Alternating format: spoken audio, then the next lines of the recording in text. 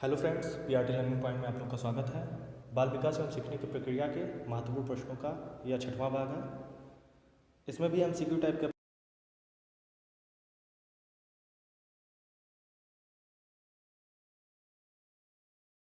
आत्मा का विज्ञान, व्यवहार का विज्ञान, मन का विज्ञान या चेतना का विज्ञान।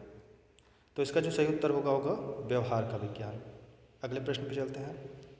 विकास का अर्थ है परिवर्तनों की उत्तरोत्तर श्रृंखला, परिपक्वता एवं अनुभव के फलस्वरूप होने वाले परिवर्तनों की श्रृंखला, अप्रेरणा एवं अनुभव के फलस्वरूप होने वाले परिवर्तनों की उत्तरोत्तर श्रृंखला, या चौथा ऑप्शन है अप्रेरणा के फलस्वरूप होने वाले परिवर्तनों की उत्तरोत्तर श्रृंखला।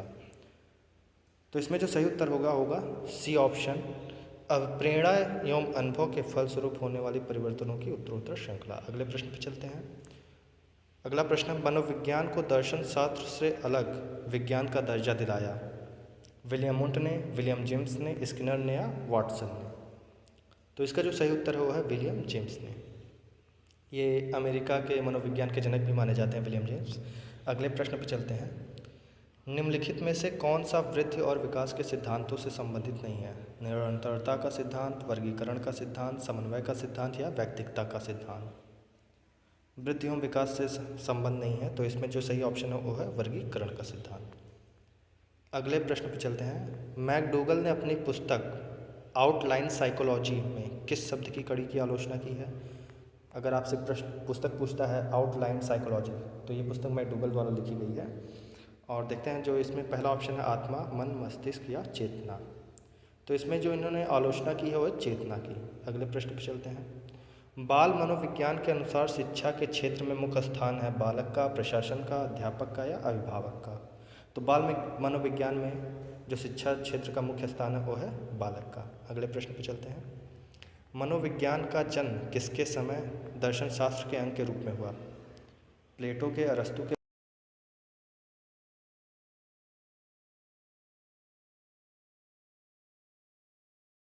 पढ़े हैं, विलियम जेम्स ने दर्शन शास्त्र से इसे अलग माना है। तो इसका जो सही उत्तर है वो है अरस्तु। अरस्तु के समय यह दर्शन शास्त्र का अंग था। 68वें प्रश्न पर चलते हैं। एक बच्चे की वृद्धि और विकास के अध्ययन की सर्वाधिक अच्छी विधि कौन सी है?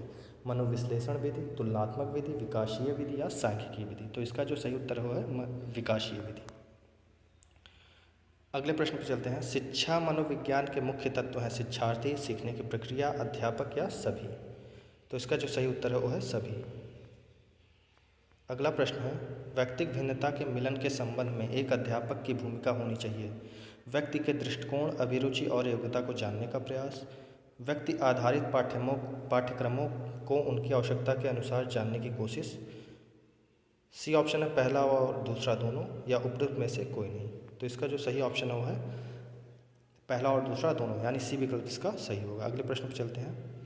सर्वप्रथम मनोविज्ञान को किस विषय के अध्ययनकर्ता के रूप में स्वीकार किया गया? मन, आत्मा, चेतना या व्यवहार? तो इसका जो सही उत्तर हुआ आत्मा का विज्ञान। सबसे पहले मनोविज्ञान को आत्मा का विज्ञान माना गया था।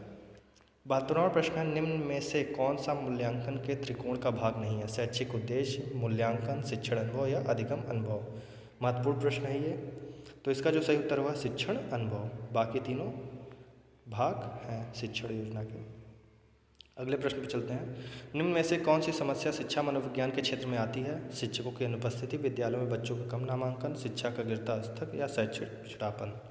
तो इसका जो सही उत्तर हुआ है शैक्षणिक पिछड़ापन। अगले प्रश्न पर चलते हैं। थॉर्नडाइक के व्यक्तित्व के वर्गीकरण का आधार है शारीरिक गठन और शकल सूरत, रचनात्मक और मौलिकता, समायोजन और बुद्धि, चौथा है चिंतन और कल्पना। व्यक्तित्व का वर्गीकरण पूछा है जो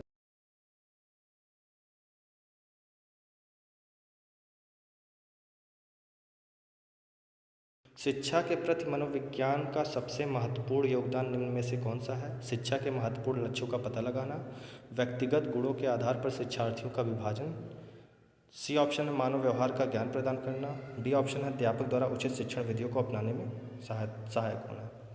तो इसका जो सही उत्तर है वह है डी, अध्यापक द्वारा उचित शिक्षण विधियों को अपनाने में सहायक होना। अगले प्रश्न पर चलते हैं। निम्न में से कौन सा अधिगमकर्ता को अधिक स्वतंत्रता देता है? संरचनावाद, क्रियाशीलतावाद, व्यवहारवाद या सृजनशीलता? अधिगमकर्ता। तो इसका जो सही उत्तर है वह है सृजनशीलतावाद। 77वें प्रश्न पे चलते हैं। निम्न में से कौन से विचारक के अनुसार शिक्षा व्यक्ति की भीतरी शक्तियों को उभारने की प्रक्रिया है? फ्रॉबेल, पेस्टोलॉजी, थार्नडाइक या प्लूटो का? तो इसका जो सही उत्तर होगा पेस्टोलॉजी का। अगले प्रश्न पे चलते हैं। जब शिशु अपनी आँख, कान और हाथ के संबंध में सोचते हैं तो ये निम्नलिखित में से कौन से स्तर में शामिल होता है? ये पियाजे द्वारा दिया गया था। तो इन्होंने दिया था सबसे पहला मूर्त संक्रियात्मक स्तर, पूर्व संक्रियात्मक स्तर, इंद्रिय जनित स्तर या अमूर्त संक्रियात्मक स्तर। तो इसका जो सही उत्तर है वो है इंद्रिय जनित स्तर। अगला प्रश्न है, निम्न में से कौन सा कथन शिक्षा मनोविज्ञान के अर्थ को सबसे अधिक सही ढंग से प्रकट करता है? यह व्यक्ति के मन का अध्ययन का विज्ञान है या व्यक्ति के अनुभव का विज्ञान है? इनका संबंध केवल व्यक्ति की सामाजिक प्रक्रियाओं से है? या चौथा ऑप्शन, या शिक्षा को मनोवैज्ञानिक आधार प्रदान करता है? तो जो मनोविज्ञान का सबसे अधिक सही अर्थ है वो चौथा ऑप्शन है, या शिक्षा को मनोवैज्ञानिक आधार प्रदान करता है।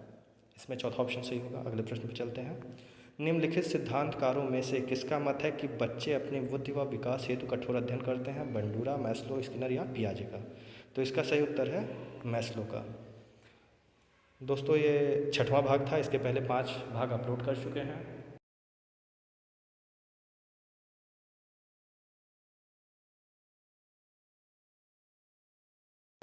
बाल विकास एवं सीखने की प्रक्रिया के महत्वपूर्ण प्रश्नों को सॉल्व कराएंगे। इस वीडियो में बस इतना ही। धन्यवाद।